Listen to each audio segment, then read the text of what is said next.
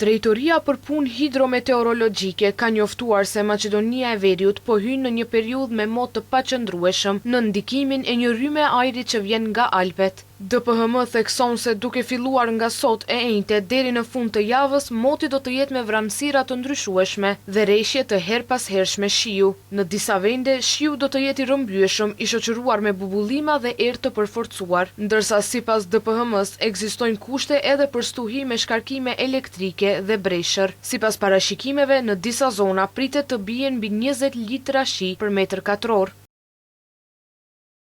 Deri në fund të kësaj jave në atmosferë do të ketë sasi të konsiderueshme pluhuri dhe rëre sahariane, prandaj ajri do të jetë sërish mjaft i turbull dhe i ndotur, ndërsa shiu që pritet do të përzihet me këtë pluhur, pra rreshje gjatë këtyre ditëve do të jenë shi i ndotur.